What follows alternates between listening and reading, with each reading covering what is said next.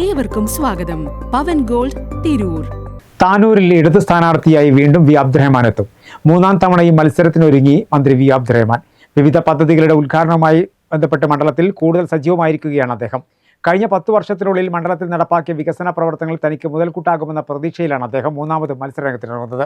മുസ്ലിം ലീഗിന്റെ ഉരുക്കുകോട്ടയായ താനൂരിൽ ആദ്യമായി വിള്ളൽ വീഴ്ത്തിയ വി അബ്ദുറഹ്മാനെ തന്നെ വീണ്ടും മത്സരിപ്പിക്കാനാണ് പാർട്ടി തീരുമാനം. 2016 നടന്ന തെരഞ്ഞെടുപ്പിലാണ് സിറ്റിംഗ് MLA ആയിരുന്ന അബ്ദുറഹ്മാൻ എടത്താണിയെ പരാജയപ്പെടുത്തി താനൂരിൽ വിജയക്കൊടി പാറിച്ചത്. മുസ്ലിം ലീഗിനെയും UDF-നെയും ഞെട്ടിച്ച ഒരു വിജയമായിരുന്നു ഇത്. 4000-ലധികം വോട്ടുകളുടെ ഭൂരിപക്ഷമാണ് ആദ്യ മത്സരത്തിൽ തന്നെ വി അബ്ദുറഹ്മാൻ നേടിയത്. മണ്ഡലം ഒരിക്കലും ലീഗിനെ കൈവിടില്ലെന്ന കണക്കുകൂട്ടലിലായിരുന്നു ലീഗ് നേതൃത്വം. എന്നാൽ ഏവരെയും ഞെട്ടിച്ച ഇടത് സ്വതന്ത്രനായി മത്സരിച്ച വി അബ്ദുറഹ്മാൻ ചരിത്ര വിജയം നേടുകയായിരുന്നു. എന്നാൽ രണ്ടാം തവണയും പാർട്ടി അദ്ദേഹത്തെ തന്നെയാണ് മത്സരത്തിലിറക്കിയത്. എന്നാൽ മുസ്ലിം ലീഗ് ആവട്ടെ മണ്ഡലം തിരിച്ചുപിടിക്കാനുറച്ച് യൂത്ത് ലീഗ് സംസ്ഥാന സെക്രട്ടറി PK ഫിറോസിനെ തന്നെ കളത്തിലിറക്കിയെങ്കിലും ഇവിടെയും അടിപതറി. കടുത്ത മത്സരം കാഴ്ചവെച്ച താനൂരിൽ 983 വോട്ടിന്റെ ഭൂരിപക്ഷത്തിന് വീണ്ടും അബ്ദുറഹ്മാൻ തെരഞ്ഞെടുക്കപ്പെട്ടു. മാത്രമല്ല പിണറായി മന്ത്രിസഭയിൽ അദ്ദേഹം കായിക വകുപ്പ് മന്ത്രിയുമായി. മിക്ക പഞ്ചായത്തുകളിലും ഇടതിന് ലീഡ് നേടാനായതും താനൂർ നഗരസഭയിൽ UDF-ന്റെ ഭൂരിപക്ഷം കുറയ്ക്കാനായതും വീണ്ടും വിജയത്തിലേക്ക് എത്തിച്ചു. മുസ്ലിം ലീഗ് ഈ പരാജയം വലിയ തിരിച്ചടി തന്നെയായിരുന്നു. മണ്ഡലം തിരിച്ചുപിടിക്കുമെന്ന പ്രതീക്ഷയിലായി കരുത്തനായ സ്ഥാനാർത്ഥിയെ തന്നെ നിർത്തിയത്. എന്നാൽ അവിടെയും UDF-ന് അടിപതറി. മൂന്നാം തവണയും താനൂരിൽ തന്നെ മത്സരിക്കുമെന്നതിൽ ഏതാണ്ട് ഉറപ്പായിരിക്കുകയാണ്. കഴിഞ്ഞ 10 വർഷത്തിനുള്ളിൽ മണ്ഡലത്തിൽ